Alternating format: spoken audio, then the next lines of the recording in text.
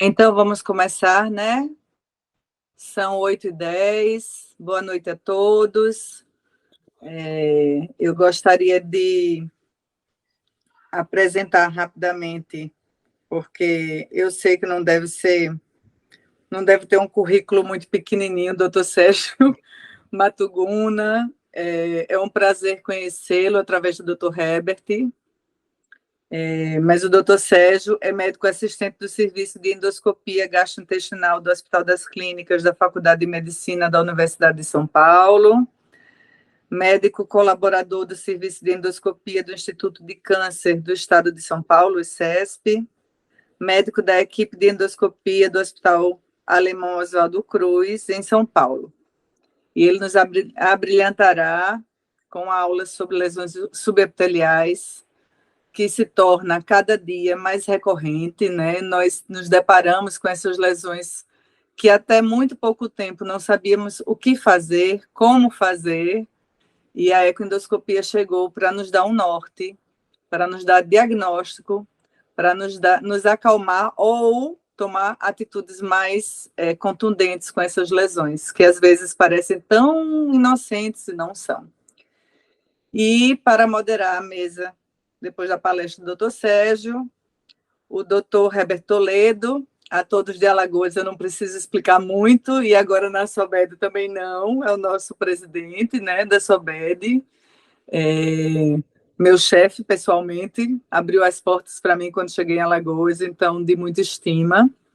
Ele já entrará, acabou de me dizer que já entrará para assistir a palestra. E o doutor Carlos Amaral, que é membro titular da SOBED, da FBG. Ele é muito importante para essa aula moderar, porque ele trouxe a ecoendoscopia e abriu o serviço de ecoendoscopia há pouco tempo do Hospital Veredas, e agora, junto com o Dr. Herbert, acabou de implantar no hospital, na Santa Casa Misericórdia de Maceió. Então, ele está nos salvando aqui em Alagoas, assim como outros poucos colegas, mas que, com a palestra do doutor Sérgio, vai fazer a gente entender... Ó, o doutor Herbert aí. Vai fazer a gente entender quão importante a endoscopia se faz a cada dia na nossa dinâmica com esses pacientes. Obrigado, doutor Herbert, pela presença, doutor Carlos Amaral pela presença, a todos vocês que estão aqui para aprender conosco. Não se sintam envergonhados de fazer as perguntas que quiserem. E está com você, doutor Sérgio. Muito obrigado.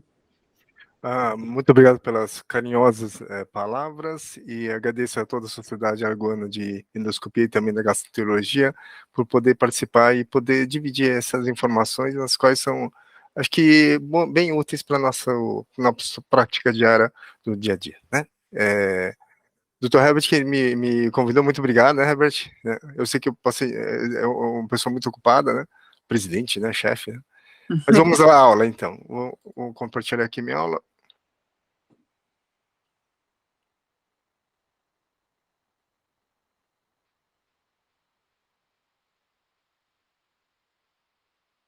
Vamos lá. Então, o tema são lesões subepiteliais em endoscopia. Sempre nos deparamos com essa classificação, né? Antigamente, ou mesmo agora, né, as lesões epiteliais são aqueles que vêm realmente do epitélio, ou seja, da camada mais superficial do nosso trato digestório. Então, no caso aqui, temos um pólipo subreticulado, um pólipo céssio, ou mesmo um pólipo bem maior, né? Então, definimos como eles são lesões epiteliais, ou seja, vêm do epitélio, isso é originado do próprio epitélio. Por exemplo, aqui um pólipo aqui no antro, é um exemplo clássico que a gente tem dentro da nossa prática na endoscopia. Por outro lado, existem outras lesões que estão abaixo do epitélio, mas não ultrapassam a parede. Então, essas são denominadas lesões subepiteliais. Antigamente eram chamadas de lesões submucosas, né? Esse conceito de lesão submucosa alterou um pouquinho, porque na submucosa o que seria só da camada submucosa, mas não é verdade, porque essas lesões subepiteliais que estão abaixo do epitélio podem ser originadas inclusive da muscular, ou mesmo da serol, ou da adventícia. Então, atualmente a denominação melhor seria lesões subepiteliais. Assim como, por exemplo, tem esse lesão subepitelial que tem um sinal endoscópico prega em ponte, né? E você consegue definir que não tem nada na superfície do epitélio alterado, mas alguma coisa abaixo do epitélio, portanto, subepitelial. Mas também existem outras lesões que também podem ser englobadas dentro das lesões subepiteliais, que são mais específicas, são as compressões extrínsecas, né? Muitas vezes, através de manobras de posição, você consegue determinar que a compressão é extrínseca ou não, mas nem sempre você tem uma garantia absoluta de que você consiga concluir como tal. Então, como que nós vamos saber sobre as origens dessas lesões? Se das lesões subepiteliais estão ou na parede, ou dentro, ou fora da parede, uma compressão extrínseca ou não. Então, primeiro, é melhor a gente tentar entender quais são as possibilidades diagnósticas desse tipo de lesões. Mas precisamos entender o que existe no subepitélio, em toda a camada da parede de qualquer órgão. Então, existe na parte da submucosa vasos, que podem ser tanto arteríolas, artérias maiores como arteríolas, né, ou como vênulas, que faz parte da circulação da parede. Existem também alguns nervos, né? E os nervos, eles têm terminações nervosas bem na região da subepitélio, então esses também devem ser considerados. Assim como existem vasos arteriais venosos, existem vasos linfáticos, né? Bem como existe o mergulho de certas glândulas, principalmente no esôfago, de glândulas que secretam secreções seromucosas. E, especificamente no duodeno, existem as glândulas chamadas glândulas de Brunner, que também, essas são as glândulas específicas dessa região, né? O que você pode pensar, e abaixo disso também temos a camada muscular própria, né? E lembrar também que existe a muscular da mucosa. A muscular da mucosa que divide a região do epitélio, tem aí a lâmina própria, e a muscular da mucosa que faz o limite entre o que é epitelial ou mesmo o que é submucosa. A divisão é a linha, a cerca, do que a partir dela mais profundo começa a camada submucosa. E aqui é a linha da camada muscular, né? Então, o que se pode encontrar, talvez, dentro dessa parede? Vamos mais ou menos recordar. Se você tem uma alteração desses vasos, tanto venosos como arteriais, você pode encontrar alguns hemangiomas, né? Tanto arteriais como venosos, né? E, junto com eles também, a gente tem uma alteração que antigamente encontrava muito no imunossuprimido, que era a proliferação vascular, que era o Kaposi, né? Kaposi tinha uma origem mais da mucosa profunda junto desses vasos, né? Não é exatamente desses vasos que se origina, mas é um tumor hipervascularizado que frequentemente dava um embolamento e até invadia a parte da mucosa, e, portanto, tendo uma característica dessa lesão kaposiana. Vou acrescentar o tumor glômico, que não é tão frequente encontrar, mas é importante a gente saber como um diagnóstico diferencial. O tumor glômico vem da parte nervosa que existe na regulação arteriovenosa, na qual faz a contração ou descontração arterial. Então, é como se fosse um termostato dentro do nosso organismo, que é mais encontrado em ponta de extremidades, por exemplo, na pele, no nariz, na orelha, nos dedos. Mas algumas vezes esse tumor se desenvolve dentro do trato gastrointestinal. E pode ser um dos tumores que a gente pode encontrar como uma formação subepitelial. Bom, lembrando agora a parte da nervosa, então temos os schwannomas, né? Vem da bainha de Schwann. Se você considerar os linfáticos, temos os linfangiomas, né? Junto com esse da bainha de Schwann, existe um específico que chama o tumor de células granulares, né? O famoso tumor de Abrikosov. Ele tem uma projeção mais na mucosa profunda e algumas vezes faz um abolamento em direção à luz. Dá uma impressão, né, de ser basicamente mais subepitelial, né, mas frequentemente já atinge a mucosa, na qual na biópsia também você consegue fazer o diagnóstico, né. Mas como é considerado um tumor que vem um pouquinho mais profundo que a mucosa, então também pode dar uma impressão subepitelial. Outras lesões também subepiteliais podem acontecer é o entupimento desses cistos, principalmente no esôfago, ou mesmo tanto o estômago duodeno, faz ficar um acúmulo túrgido da região subepitelial, pelo entupimento aqui, e forma um abalamento na qual a gente chama de cisto de retenção, uma entidade benigna, bem como a hiperplasia de glândula de Briner, que acontece da mesma forma que aqui no esôfago, esse entupimento, e ele se prolifera. Algumas vezes, esse glândula de Briner se desenvolve no teratoma de glândula de Briner, que são lesões bem maiores, que a gente pode encontrar, principalmente no duodeno. Né? Fora todas as estruturas, a gente pode encontrar também na muscular da mucosa um leiomioma próprio, da própria muscular da mucosa. Né? Mas é mais frequente encontrarmos o lipoma, que fica na sua mucosa, ou mesmo o pâncreas ectópico. Né? Já na musculatura, a gente pode encontrar o famoso leiomioma, que é uma entidade benigna muscular, e a nossa grande preocupação, basicamente, nos pacientes, é o GIST. Né? Se você olhar de todas essas alterações, o que mais nos preocupa é o GIST, né? Porque nós não sabemos exatamente a sua transformação ou mesmo a sua conversão a uma lesão mais invasiva, e também o schwannoma. São os dois casos na qual a gente tem mais atenção e tem mais preocupação sobre o tipo de lesão. Né? Fora isso da parede, a gente também temos também a compressão extrínseca. Mas olha só, se você tem uma lesão grandona, muito grande, que faz um abalamento, veja o que acontece. Aqui temos a parede gástrica nessa tomografia, a luz gástrica, e tem um grande abalamento que vem do fígado. E só pela tomografia a gente consegue definir que isso aqui é um cisto, né? E na econdoscopia também pode reforçar essa hipótese. Então, algumas vezes as compressões extrínsecas são bem vistas, isso, inclusive na econdoscopia. Aqui a gente vê as camadas parísias pela econdoscopia preservadas, você tem um contato íntimo dessa lesão, que é anecoica, que é preta, que é de líquido, e provindo aqui dentro do parênquima hepático. Então, isso aqui é um cisto hepático que faz compressão na parede. Né? Mas se for uma lesão desta, que está abalando a parede posterior do corpo gástrico, né? Pode ser o quê? Então, sendo uma lesão grande, fazendo um exame de imagem aqui na ressonância, a gente viu que, na verdade, isso é um aneurisma da artéria esplênica. Né? Veja só, né? O que a gente pode encontrar já em outros métodos de imagens mesmo. E, nesse caso, que uma lesão grandona, que o paciente se referia a um abalamento aqui abdominal, né? A lesão é tão grande, que rechaça, inclusive, o estômago, né, em várias partes do estômago. E vamos prestar atenção agora no tamanho do aparelho em relação à lesão. Olha só, olha o tamanho do econdoscópio em relação à lesão.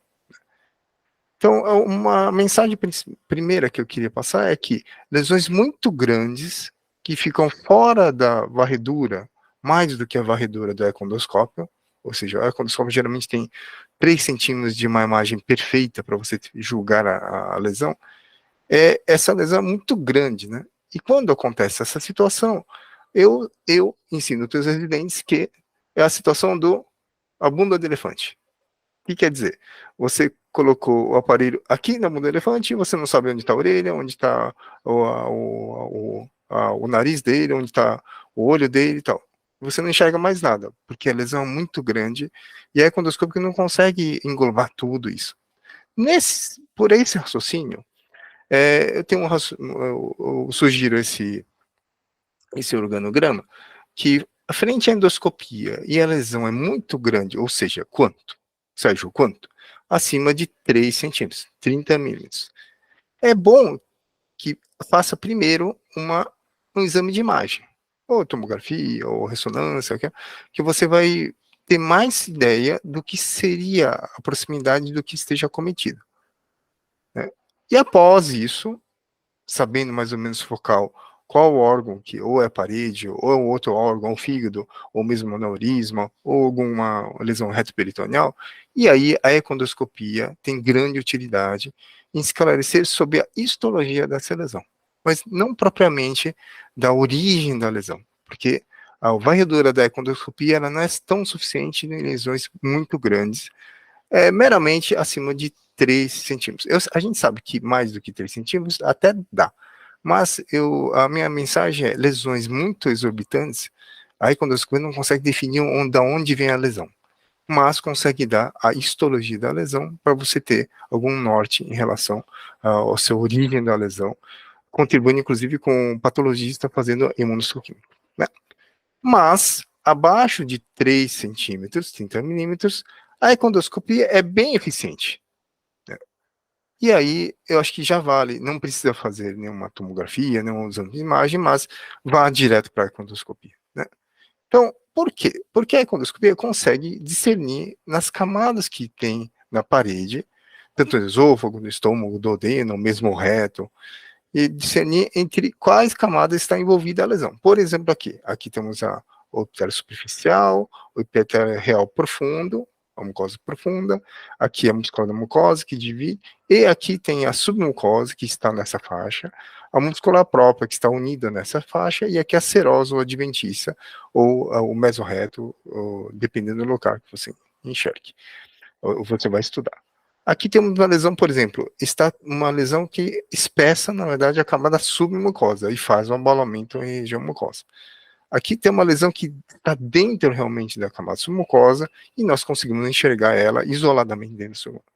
Já essa lesão é uma lesão que vem aqui da musculatura própria, se projeta em direção à submucosa, desloca a submucosa e também desloca o epitélio, né, a mucosa.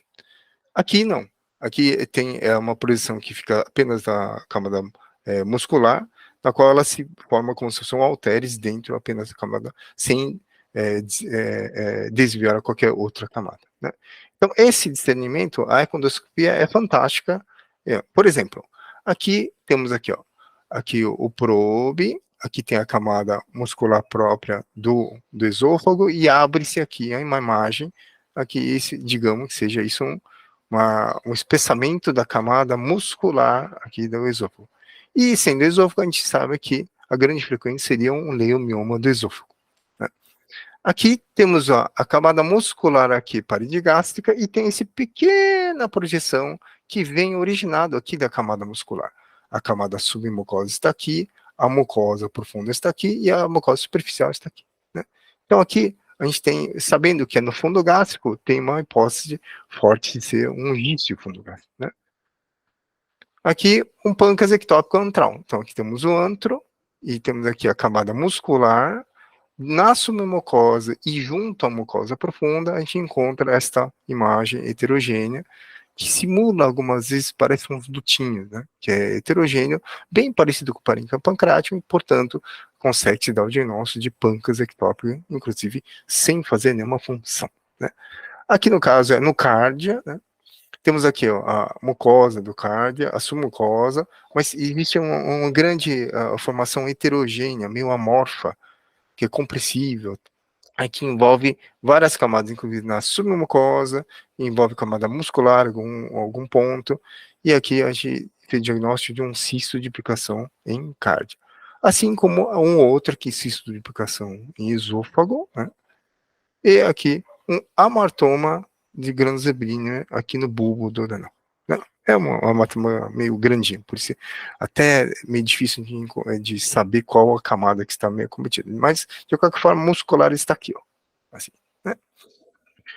Bom, uma vez tendo uma lesão, então se a lesão é menor que 3 centímetros, pela econdoscopia a gente consegue ter um grande discernimento se é da parede ou não, se é alguma compressão extrínseca. É muito, porque preservando todas as camadas da parede, se tem uma lesão que está fazendo abalamento, é uma compressão extrínseca de certo órgão parenquimatoso está ao redor, né? Mas também a econdoscopia, se você encontrar a lesão na camada submucosa, sem fazer nenhuma punção, a gente pode já discernir e definir que é um lipoma, no caso, essa parte hiperecóica aqui na submucosa, ou mesmo outro caso, que é um pâncreas ectópico clássico, ou mesmo um cisto de retenção na camada submucosa, né? Desses três, conseguimos já discernir sem fazer nenhuma punção. Ah, Sérgio, qual que você funciona? Então, quando você tem uma camada na submucosa, uma lesão na qual não é típica nada, né? Você sabe que está na camada submucosa, não está muscular está aqui, a submucosa está aqui, e aqui a camada mucosa profunda está aqui. Não tem nada característico, né, quando que possa definir. E aí sim fica uma lesão na camada submucosa. ou mesmo outra lesão aqui na camada muscular, que origina a camada muscular, que se projeta em direção à submucosa e à mucosa. Nesses dois casos, aqui eu não consigo definir só pela endoscopia. E aqui é o grande dúvida nossa. Se esta lesão aqui é proveniente por epidemiologia, um leiomioma ou um giste. Né? Os dois são tumores estromais, sendo que leiomioma é um comportamento benigno e o giste é um comportamento duvidoso. E aí sim, a endoscopia, além de ter a imagem, saber onde é a camada, a gente consegue fazer a punção. Né? Fazendo a punção, a gente consegue ter algumas, nesse caso da submucosa, a análise das células dessa punção, ou mesmo aqui, discernir o que é leiomioma ou giste, ou mesmo até um schwannoma, né? Através dos seus marcadores imunohistoquímicos. Né? E aí você consegue ter um norte para o seu paciente. Né? Mas, Sérgio, é sempre possível você fazer a punção? Isso que é uma coisa, né? Apesar de parecer, a endoscopia parecer ser uma coisa bem legal, e é legal também, mas veja o que acontece quando você tem uma lesão acima de 20 milímetros e uma lesão abaixo de 20 milímetros. Então veja aqui tem um endoscópio, tem a agulha. Quando você penetra uma lesão grande, é fácil você penetrar, ela é firme, ela está no lugar, tal. Mas olha o que acontece quando tem uma lesão pequena. Ela dança na sua frente, né? Então você vai aqui, biopsia aqui, aí tenta para o outro lado, e a lesão também dança e escorrega. Assim. Então isso chama de efeito azeitona e palito. Né? Você deixa uma azeitona em cima da superfície, não segura ela e vai com o palito tentar palitar ela. Ela dança na sua frente. Né? Portanto, o que acontece é que na punção ecoguiada, a curaça não é 100%, é 85%, né? E ainda mais quando consegue representatividade em lesões que geralmente são acima de 20 milímetros, nas quais ela não dança muito na sua frente. A gente sabe que abaixo de 20 milímetros acontece esse efeito de mobilidade, assim como quando você vai tentar fazer a biópsia transmucosa de uma lesão subital, ela dança e você não consegue ter representação do seu tecido. E aí não consegue ter uma conclusão nem para você, nem para o paciente. Foram desenvolvidas algumas agulhas na endoscopia, né, que são a agulha estandarizada, e outras agulhas que têm uns truques. Por exemplo, um corte, triplo corte, um duplo corte, uma parte que dá um atrito maior, ou uma janela anteriorizada, a janela retrógrada, para você conseguir ter uma otimização, em vez de pegar apenas células aspiradas, mas pegar tecido de fato. Obviamente, o custo dessas novas agulhas são maiores do que a anterior, a agulha conservadora. Trabalhos mostram, assim, em suma, de que essas agulhas que são chamadas final needle biopsy, são agulhas para biópsia em si, você diminui o número de vezes que você funciona, você consegue ter uma imunohistoquímica melhor do que de quando você é apenas aspiração de células, e a sensibilidade e a curaça são melhores em relação à agulha convencional. Né? Bom, então, em lesão subepitelial, em conclusão, nesse trabalho foi que a agulha que é feita para biópsia, não aspiração, seria a primeira escolha. Né? Quando você tem agulha com aspiração, é melhor ter uma ajuda de um citopatologia na sua sala, simultâneo, que é muito difícil, isso no Brasil é muito custoso. Né? De qualquer forma, as meta-análises sobre agulhas chamadas FNB, que são de biópsia, eles viram que eles ganharam, a FNB ganhou em adequação da amostra, mais uma vez ganhou essa agulha na otimização histológica e também na acurácia diagnóstica para essas lesões subepiteliais, né, eu digo. Portanto, no nosso organograma, menor de que 3 centímetros é endoscopia e, sendo maior que 20 milímetros, punção com certeza. E de preferência FNB. E que fazer com aqueles que são menores de que 2 centímetros? Aí que é uma grande dificuldade, né?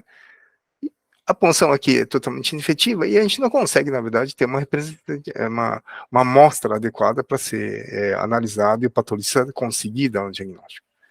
Então, algumas tecnologias estão sendo inovadas para poder ter alguma pista do que seriam essas lesões, mas sem a biópsia. Então, Talvez ainda em desenvolvimento tenha esses estudos, que existem ultrassons, e aparelhos de ultrassons, que tem uma coisa chamada ondas harmônicas, na quais você infunde microbolhas dentro do sangue, e a microbolha ela tem uma penetração na lesão maior ou menor com detecção dessas ondas harmônicas. Aqui no caso, aqui tem uma lesão da camada muscular própria que pode que suspeita de GIST ou leiomioma. E os trabalhos mostram que talvez quando você coloca o contraste de microbolhas e não acende, como nesse caso, isso seria uma tendência a ser um leiomioma. Como o GIST ele é hipervascularizado, ele teria esse contraste dentro da lesão, da nossa imagem, mas de forma irregular, né, porque é um tumor. Então, talvez isso possa ajudar em lesões menores, mas ainda está em estudo sobre, apenas para direcionar, ou com o objetivo de direcionar se é um GIST ou um leiomioma, né? Bom, não temos essa tecnologia ainda em mãos. O que se pode falar para o paciente, então, dessas lesões menores, né? O paciente fica meio preocupado, né? Tem uma bolinha lá, e a gente, como que pode? Então, os dados que temos, seguinte, qual seria o risco de alguma coisa maligna em relação à dimensão da lesão? Então, a econdoscopia pode falar onde é a camada que está, né? Mas se você pensar naquele diferencial entre GIST e leiomioma, que é um dos mais preocupantes, né? Schwannoma teria, mas seria uma frequência bem menor. E esse estudo estudou em 60 meses os GISTs, a suspeita de GIST, que eram de 0 até 15 milímetros de diâmetro, né? E viram que 60 meses, né, ou seja, 5 anos, a grande maioria quase não crescia em nada. Nada. Alguns só cresceram, né? Então, não teria tanta preocupação em termos de desenvolvimento rápido para uma coisa mais invasiva, né? Por outro lado, esse trabalho foi bem interessante. Metade dos pacientes, 68 pacientes, que tinham suspeita de um GIST, isso no estômago, né? Metade fez tratamento conservador, até mais ou menos 15 milímetros, mais ou menos, era conservador. Quando atingia mais do que 3 centímetros, eles ressecavam. O tratamento conservador está tudo em observação, né? Ou seja, não fizeram nada, e estavam bem em 4 anos e 5 meses. Outra metade que foi para a ressecção, 87% que foi ressecado, viram que não era, no máximo, era baixo risco. E só 12% eram moderado ou alto risco. No total, 96% dos pacientes que tinham esse tipo de lesão eram componente mais de comportamento benigno, de baixo risco. E só 4% desenvolveram de alto, ou moderado, ou alto risco. Então, ou seja, para o paciente falar que pode se observar, a gente tem um respaldo já na literatura. Mas, olha só, né? Alguns consideram de 0 até 2 centímetros uma situação segura. E a partir de 2 centímetros, você passa a pensar em fazer uma intervenção, principalmente operatória. A grande dúvida é esse intervalo entre 10 a 20 milímetros, né? Outros grupos consideram, por exemplo, o grupo americano considera acima de 30 milímetros uma zona mais perigosa. Então, a de 0 até 30 mais tranquilo, acima de 30 uma zona, e aí, só que aí tem um gap maior. Eu acho que aqui no Brasil, geralmente as pessoas consideram 20 milímetros como um cutoff, na qual você começa a ficar preocupado, vai fazer punção e começa já a achar para o paciente que talvez tenha que fazer uma intervenção mais invasiva, né? Bom, né, isso, indubitavelmente, de 0 a 10, aqueles trabalhos que tem uma certa tranquilidade, né? Acima de 20, a grande maioria já pensa uma intervenção, só que esse inteirinho aqui que é o problema, de 10 a 20, né? Aqui a gente tem um grande problema com o paciente entra no Google, aí ele viu de 0 a 10 está tudo tranquilo, aí de 10 a 20, alguns ficam tranquilos, né? Já acima de 20, todos sabem que provavelmente vai fazer uma ação invasiva, mas alguns deles, mesmo assistindo o Google, ou mesmo vendo, eles ficam meio preocupados de 10 a 20, ou mesmo de 0 a 10. Né? E aí, olha só, temos um paciente que está tranquilo e ele aceita a observação anual. Por outro lado, tem um que está um pouquinho mais preocupado, né? Você não consegue fazer uma biópsia, tem um certo risco cirúrgico, então fica meio preocupado, mas ainda não está aquele desespero. O problema, aquele que está desesperado é aquele que está mais acima de 20, por exemplo, acima de 15. E aí o paciente super ansioso, tem um perfil de paciente que fica super preocupado. Mas realmente, aquele que na prática é aquele que está de 0 a 30 milímetros, ou para alguns 20, e que o paciente é assintomático sobre a lesão, e é aquele que a gente acha da musculatura própria. Essa daqui a gente sempre pensa no leiomioma e no GIST, como diagnóstico diferencial, e a gente não consegue, até 20 minutos, discernir se é uma coisa ou outra. E aí, esse paciente aí, fica preocupado e você fica com um grande problema, porque ele está preocupado, ele não sabe o que faz, ele fala que o pai dele teve um câncer, e que o câncer ele vai ter também, então isso daqui é um câncer. E aí, o que se pode fazer quando a lesão é menor e a gente tem que ter uma amostra representativa para poder pelo menos aliviar tanto mais o paciente do que nós mesmos, né? Então, o grande problema no passado é as amostras, para serem representativas, você teria que tirar a parte aqui da mucosa, né? Primeiro, você tem que, obrigatoriamente, você tem que confirmar que isso aqui ou está na submucosa ou está na musculatura. Então, tem que avaliar a camada mucosa-submucosa para ver se isso é profundo, se não é uma compressão extrínseca e se envolve a parede. E aí você vai tentar fazer alguma coisa com algum acessório. Então, antigamente a gente tentava até pegar com alça de polipectomia e tentar aprender. Mas olha só o que acontece quando você consegue tentar aprender. Você não consegue aprender, porque ele escorrega. A mucosa está totalmente lisa, que cobre ela, e não traz uma pega que nem um pescoço, para a gente conseguir aprender. E aí, algumas técnicas podem fazer com que você consiga ter esse pescoço. Por exemplo, ó, se a lesão é meio subarticulada, você pode pegar uma alça de polipectomia e tentar prender, inclusive até tirar a lesão uma vez confirmada na econdoscopia, que é uma lesão, no máximo, da submucosa que é viável de ser retirada, né? Mas outras vezes, para fazer esse pescoço, você pode pegar uma ligadura, uma lesão, por exemplo, de 10 milímetros, abraçar, dar uma aspirada e abraçar fazendo um pescocinho dele.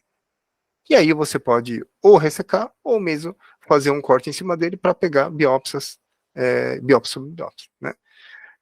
Na nossa experiência no HC, a gente sabe que fazendo isso, você tem, na primeira biópsia, você consegue ter um tecido. Mas geralmente gistes, né, eles estão hipervascularizados e na segunda praticamente só vem sangue, né? E é difícil. Então a primeira biópsia, uma vez aberta a mucosa, é o mais importante, é a maior representatividade da lesão.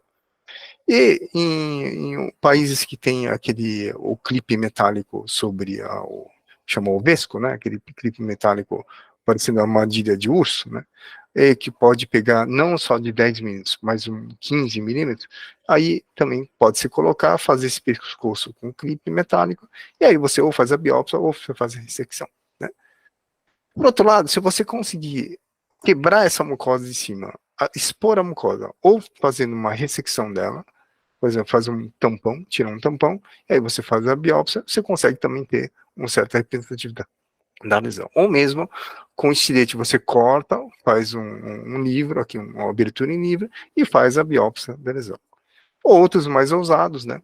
Faz uma ressecção submucosa e tira toda a lesão, e outros mais ousados ainda, principalmente em esôfago, faz um túnel submucoso, vai na lesão, tira a lesão, aí tapa aqui o túnel submucoso. É uma coisa demais, mas são técnicas que nós encontramos aqui na literatura, né?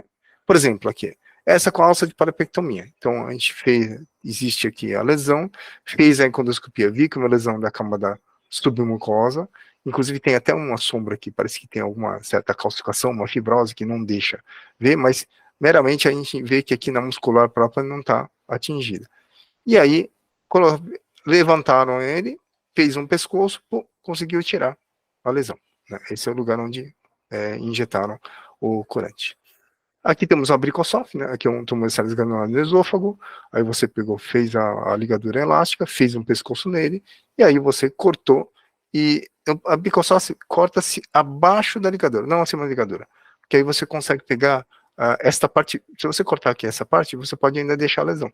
Então você bota abaixo da ligadura e corta se tem uma ressecção completa, inclusive da lesão. Né? Aqui é o Vesco, né? Aquele clipe que é na forma de vai sobre o condoscópio, como se fosse uma ligadura, só que é metal. Aqui tem uma lesão que também, de novo, ó, está na camada da submucosa no máximo, o muscular está aqui. Então, é viável que você coloque esse clipe e faça a ressecção, de modo seguro. Sempre com uma econdoscopia anterior, né?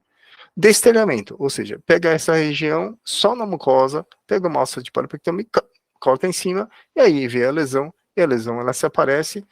Você não precisa necessariamente ressecar, mas você pode fazer a biópsia, ou mesmo nesse caso, pegou a própria alça para tirar um pedacinho da lesão. Aqui a gente chama de endocrinação. A gente fez isso no Hospital das Clínicas. A gente teve essa lesão no antro. No antro a gente viu que essa lesão aqui, a muscular própria está aqui, só que tem essa sombra. Ou é uma fibrose, é uma calcificação. A gente conseguiu ver nessa posição aqui no aparelho radial que a musculatura está preservada, a lesão está aqui. E aí, na intenção da gente ter o tecido, a gente fez o quê? Pegou um estilete, cortou. Quando cortou, a gente foi tentar biopsiar, a lesão começou a se expor aqui, começou a sair em direção à luz e se abrir em direção à luz. E aí pegamos uma alça de parapectomia e abraçamos e tiramos a lesão. Né? Aí resgatamos, clipamos na região e olha só como é a lesão, né? Essa parte do corte da mucosa e essa lesão que estava se extruindo em direção à luz, porque o corte foi feito aqui. Né? Olha só o que deu como resultado: tumor fibroso calcificante, uma entidade benigna. Né? Outros mais usados fazem um ISD aqui da lesão, achei nem sempre uma coisa prática, porque para fazer um ISD tem que ter uma expertise sobre isso, ou mesmo no esôfago, faz a remoção através de um túnel endoscópico, fazendo inclusive a ressecção. Né? Aqui é um exemplo bem rápido de um neuroendócrino que está aqui, e que, como envolvia todas as camadas, não é o caso foi feito, a econdoscopia via que pegava a camada submucosa profunda, inclusive parte da muscular, e aí fez uma ressecção que é laparoscópico auxiliado endoscópico. Então, pela laparoscopia, ele ensinou a lesão em direção à luz, e aí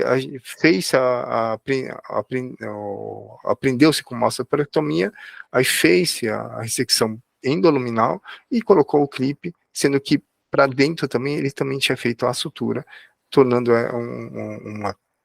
o risco de um extravasamento ou alguma fístula quase zero.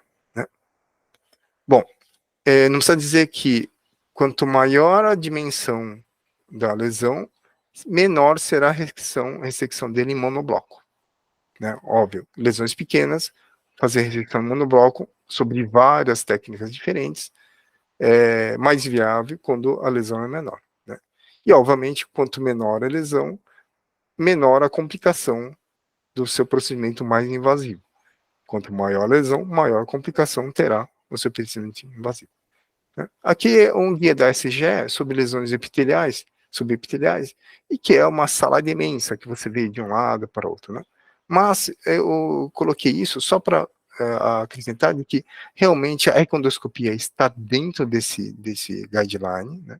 Inclusive todas essas técnicas que eu falei, quando você não consegue ter a amostra suficiente por uma lesão, dependendo do tamanho da lesão pequena principalmente, ou mesmo até as ressecções com ISD e tal, já estão inclusos já dentro da SGE em 2017. Então, como uma mensagem para casa, né, a econdoscopia com punção, principalmente com agulha que é de punção para biópsia, é o método de avaliação da lesão subepitelial, né, principalmente abaixo de 3 centímetros. Quando ela é acima de 3 centímetros, sempre um exame de imagem auxilia no diagnóstico, sim, porque a endoscopia vai fazer basicamente só a punção para fazer a identificação da célula. Quando é menor, obviamente a evolução é bem benigna, talvez um dia a endoscopia com contraste com microbolhas tenha algum significado dentro do nosso parque de diagnóstico, né? Lembrar sempre que a dimensão, ou seja, menor que 20 milímetros, a punção ecoguiada é muito limitada, né? Portanto, a gente consegue falar sobre as camadas que envolvem, mas a gente consegue obter o tecido bem. Quando você consegue fazer a punção, o FMI tem melhor acurácia, sem a necessidade de um patologista, e, obviamente, nessas lesões menores, o segmento clínico com endoscopia ou econdoscopia, dependendo do caso, ou dependendo da ansiedade do paciente, ou mesmo a evolução, se cresceu mais ou não, dependerá um follow-up de 3 até, ou anual, ou mesmo trimestral, né? Outros métodos de aquisição que eu citei, né, quanto maior, tem mais complicação. Se principalmente a lesão for maior, principalmente se a lesão é mais profunda, ou seja, na muscular própria, ou tem essas técnicas de ressecções mais profundas, tipo ESD, ou mesmo aquele tunelização para fazer a ressecção, né? E ninguém sabe, atualmente, se isso realmente é bom, e se tem uma recidiva, se isso para diagnóstico e aqui se torna terapêutico, ninguém sabe sobre o destino desse paciente, o que acontecerá frente a, principalmente quando faz uma ressecção, né? Isso ainda está em estudos e vamos ver o que acontece com os pacientes. Mas, lógico que, mais ou menos, depende muito da ansiedade do paciente, esse segmento, ou a perspectiva da vida do paciente, ou mesmo a perspectiva de segmento desse paciente. Então, no final das contas, vira meio caso a caso, o acompanhamento mesmo, a decisão de como vai ser mais invasivo ou menos invasivo, ou mais conservador o segmento desse paciente. Eu acho que isso aqui que eu queria mostrar para vocês. Espero que tenha ajudado a todos. Obrigado, doutor Sérgio, brilhante. Doutor Herbert, faça as suas considerações. Está sem som, Herbert. Sem som, Herbert.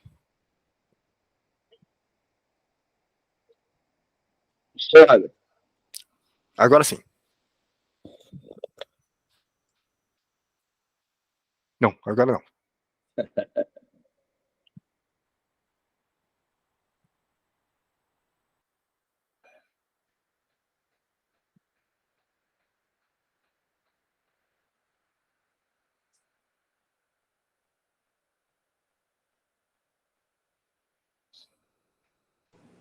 Herbert chama os universitários, no caso a Gabi.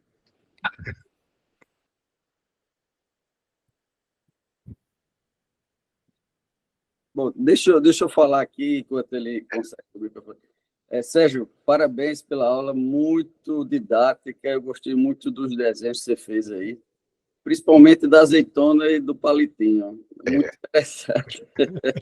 Mas, olha, assim, eu queria comentar a respeito das lesões subepiteliais subcentimétricas, que, assim, acho que é uma grande parte que a gente recebe, e às vezes o colega que pede fica um pouco decepcionado porque a gente não funciona, apesar da gente explicar tudo.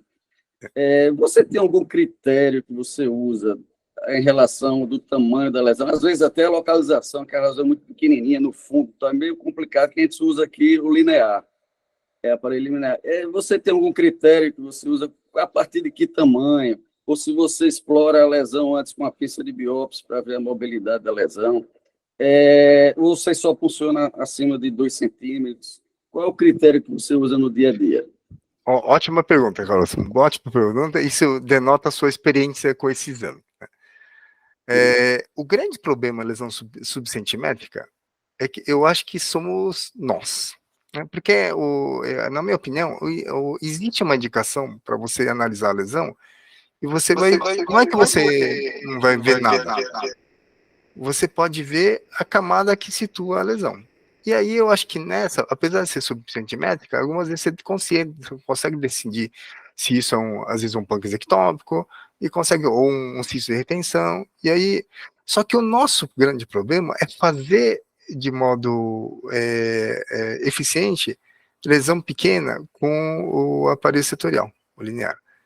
Então, eu acho que o ótimo seria se a gente tivesse o mini probe e que entubasse todo mundo, jogasse água e conseguir fazer a análise da lesão para essas coisas subcentimétricas. Né?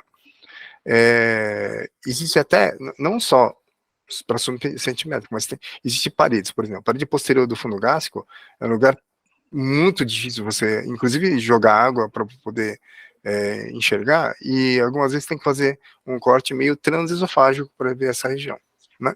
Às vezes no joelho do anal superior do duodeno também é difícil, né? Então eu acho que assim, em São Paulo a gente não consegue definir um limite de tamanho, mas fica naquela coisa, você define a camada, e eu escrevo no meu laudo, embaixo, que as funções não são representativas em lesões acima de 20, abaixo de 20 milímetros. Eu, na verdade, na prática, em 15 milímetros, com uma FNB, eu tento fazer a punção. 15. Abaixo de 15, eu acho que a gente tem pouquíssima chance de ter alguma representatividade da lesão. Então, mais ou menos, falo com o paciente, ó, se tiver 15 funcionável, eu faço, com essa agulha. Se não tiver 15 funcionável, aí não. Mas 15, né? Você sabe muito bem, né, Carlos? Assim, 15 é assim, né? Você tem a lesão, você tem que ter 15 onde atravessa na lesão. Não é que um 15 assim e só tem 5 assim, ó. Não vai apresentar 5 aqui. Claro. É que você tem que ter um diâmetro de 15 nesse espaço que você atravessa. E muitas vezes a lesão é achatada, né? Isso. Algumas vezes a lesão assim, aí você consegue assim, tudo bem. Só que a lesão é assim. Aí você vai fazer, aqui tem 5, 7. Né? Aí é outra dificuldade. Né? E existe. Então vou acrescentar mais. O que eu faço quando tem uma lesão de 4 milímetros e eu não enxergo? Né? Você vai lá, bota água, não acho. Aí eu boto assim, que a lesão não foi conseguido a representatividade dentro da camada, entendeu? Possivelmente pela dimensão da lesão. Pequeno. Eu coloco isso. Eu aprendi isso lá na França, na verdade. Lá na França eles botavam assim. Né? Mas realmente, a gente tem essa dificuldade, esse estresse, né? Né? Tem esse estresse quando tem lesão pequena. Heber. Tá me ouvindo agora? Agora sim, Fran. Agora sim. Sérgio, primeiro eu quero agradecer pela brilhante aula e sua disponibilidade de estar aqui conosco. Melhor seria se fosse pessoalmente, mas eu acho que haverá oportunidade por isso, e parabenizar a Carla por essa noite maravilhosa. Você, como sempre, nos surpreende.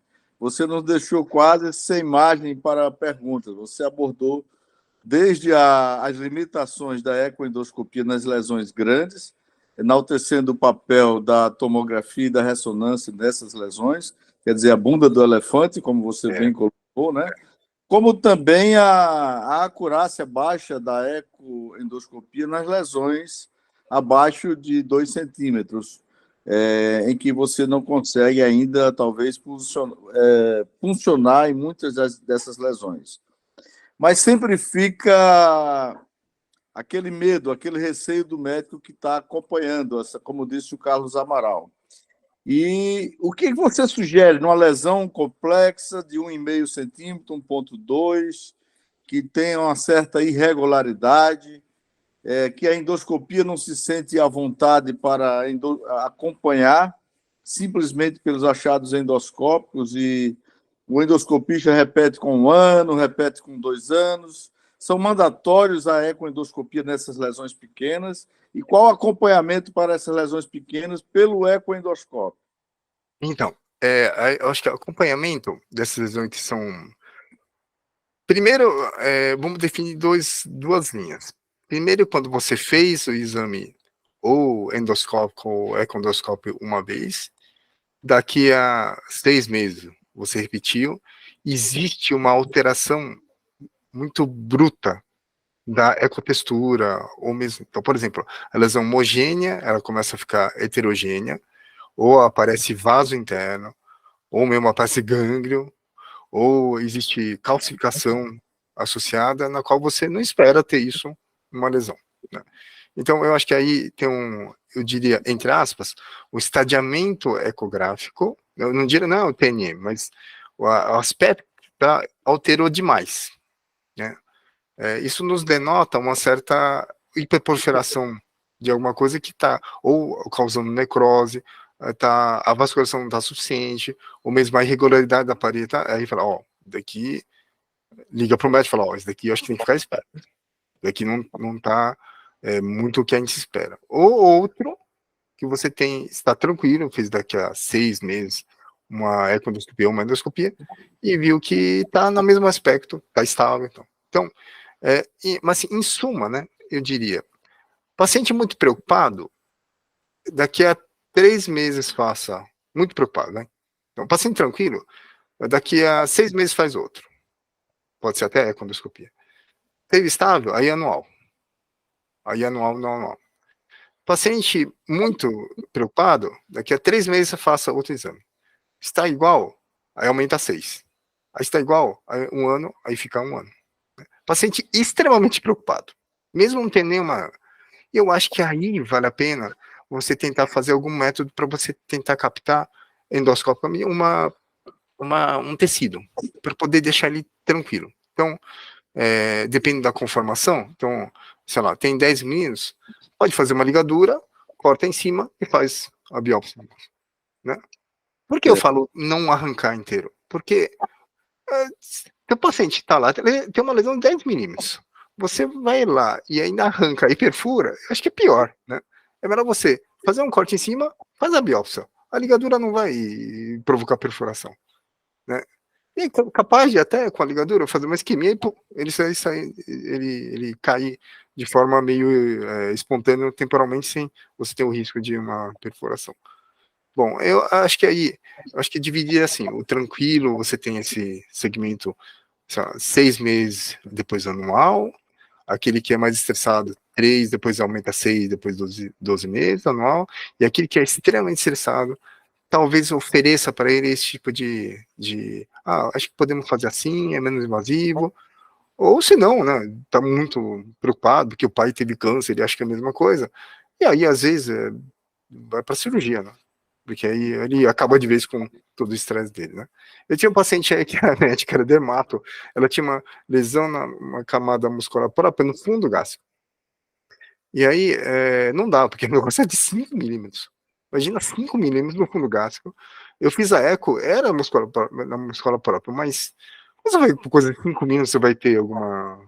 Aí o cirurgião ligou para mim e falou assim, nossa, tá muito preocupado, não dá. Aí ele falou, acho que eu vou operar. Mas olha só, né? Operar uma coisa de 5 milímetros no fundo, laparoscópico, é uma coisa que é difícil. No fundo gástrico. Perto de vaso breve e tal. E aí eu tive que ajudar ele no interpelatório, porque, óbvio, sem isso ele não teria conseguido. Não porque eu seja importante. É que a lesão é tão pequena que você não enxerga no interpelatório. Aí eu entrei lá, eu botei um nanquinzinho só no meio da lesão, assim. Eu peguei na lesão, dei um nanquinzinho, só, pouquinho, na hora. Aí ele viu onde estava o nanquim, aí ele pegou e fez uma cunha naquela região. Né? Até para ele é difícil, né? E eu vou falar uma coisa para vocês. Quando você entra no interpelatório com pneumoperitônio, por causa do CO2, e tenta achar lesão, não é a mesma coisa quando a gente faz exame. É diferente. Muda o eixo, muda lá, até a gente fica perdido. Então, é um negócio que... Ô, Sérgio, mas também... são muito nos dificulta muito. Sérgio, eu vi a abordagem que você fez aí, você tirou aquela lesão pelo estômago, né? Mas não, tem as lesões maiores de... Isso foi o caso do Paulo Sakai, que ele fez, mas atualmente a gente prefere o contrário.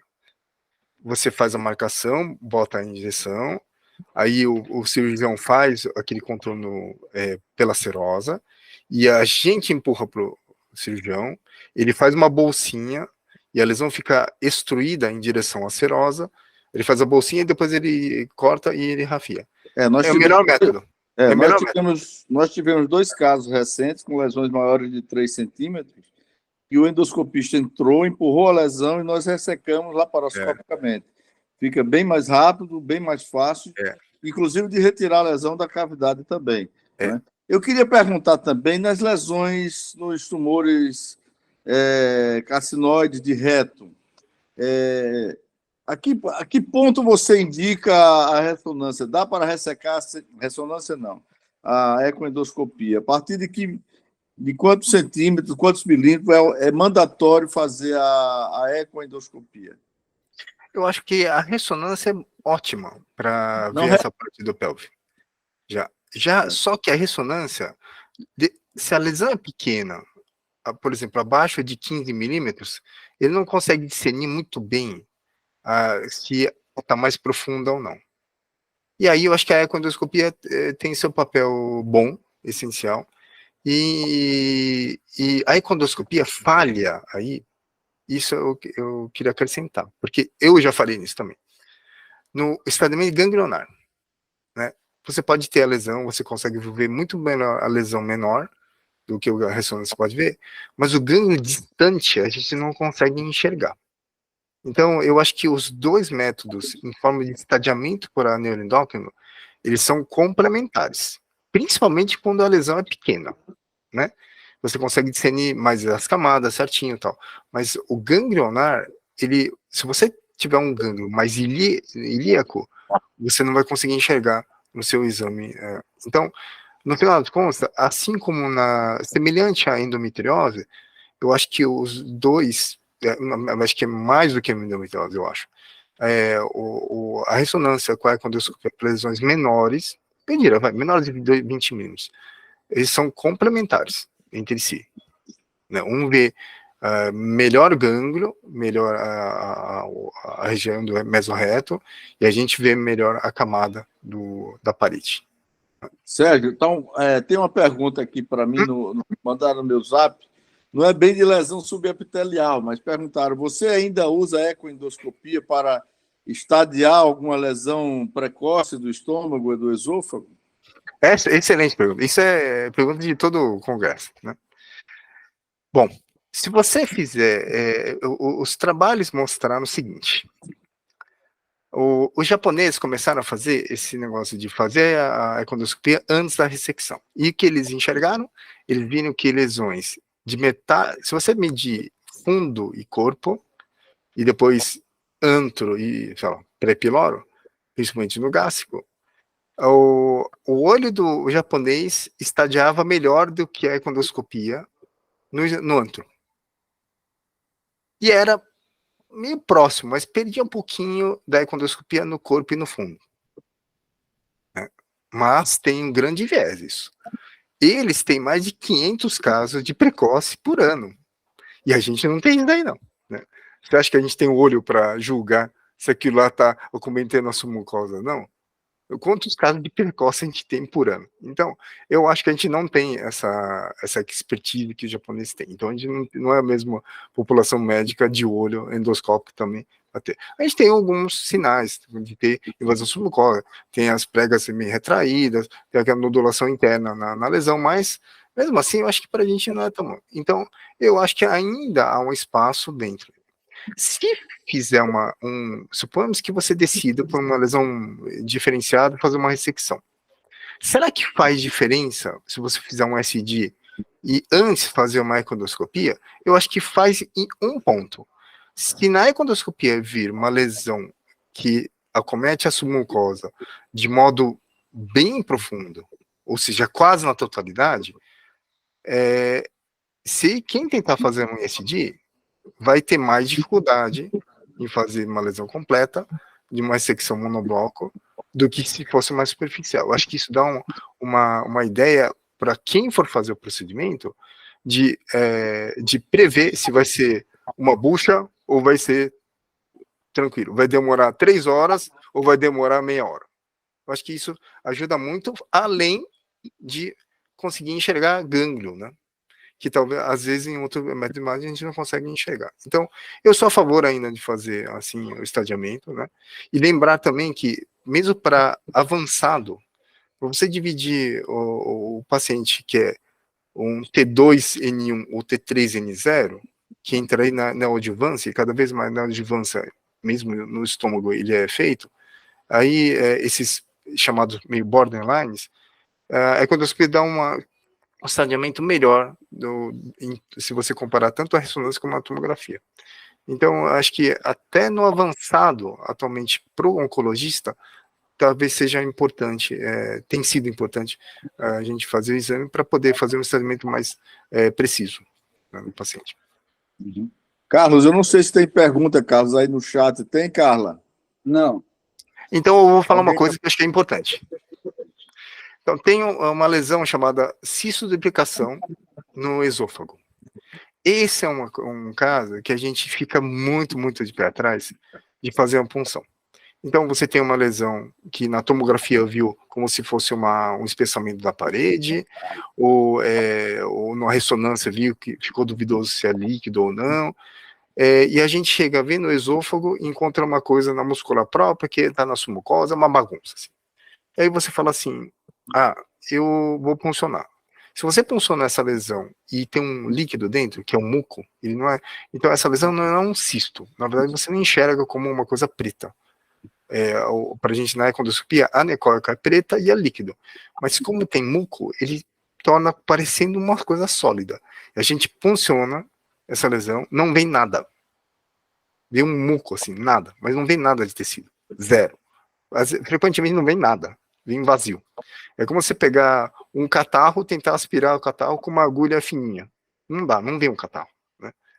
E aí você fala, nossa, isso daqui era uma cistoduplicação. E aí, a nossa grande preocupação é isso, pelo germe que você colocou dentro dessa lesão, onde tem muco, tem uma cavidade fechada, perimediastinal, faz uma inflamação, faz uma infecção e vira uma mediastinite. Então, a gente, quando tem esse tipo de lesão no esôfago, a gente fica muito, muito atento para poder identificar uma região que seja mais amorfa, que seria mais heterogênea, tal, para a gente falar, não, isso aqui deve ser uma cistoduplicação, não um leomioma de parede. E aí a gente tem, frequentemente, tendo algum sinal que consiga identificar que é isso, aí você fala, isso aqui é cistoduplicação, não precisa funcionar.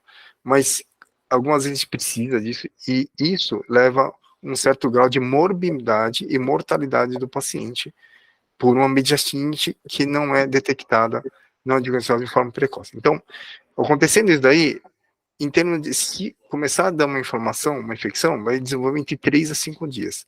3 a 5 dias, tem que ficar bem esperto para a gente não levar o paciente a uma mediastinite subdiagnosticada e, inclusive, levar à morte do paciente. Né? A gente teve no HC, teve 2 casos de morte, por causa de, a gente não tinha tanta experiência assim na eco. No começo da eco, a gente funcionou, mesmo dando antibiótico, os 2 morreram. Então, é uma situação para a gente meio estressante, né? Na econdoscopia, em lesão subepiteral. Talvez, acho que seja a mais estressante para a gente na punção numa lesão subepiteral. Muito bem, muito bem. Muito bom, Sérgio. Muito feliz por toda essa abordagem que você fez. E eu acho que a doutora Carla vai dar as palavras finais. Tem alguma pergunta, Carla, da plateia? Não, na verdade não. Eu acho que o doutor Sérgio, ele deu uma aula do residente ao staff, mostrou de anatomia, mostrou de condução, de complicação, de uma coisa que aparentemente é simples, como uma punção, que pode levar à morte do paciente, que faz a gente repensar. Muito obrigada. Nos deu norte, sul, leste, oeste. E eu só tenho a agradecer. E obrigado ao doutor Herbert pela participação. Eu sei que está tumultuada a sua vida hoje. Doutor Carlos Amaral pela participação também. E agradecer a todos por estar aqui conosco, aprendendo mais e mais. Obrigado, doutor Sérgio. Espero que nós podemos nos ver na SBAD. Sim, agradeço a todos pela organização. pelo todo o estado aí alagoano, e que a gente se encontre um dia aí, a gente tenha... inclusive, eu considero que são as melhores praias do Brasil, o Caribe do Brasil. Vocês. Está convidado. Está convidado, está convidado. Então, muito obrigado, então. Parabéns.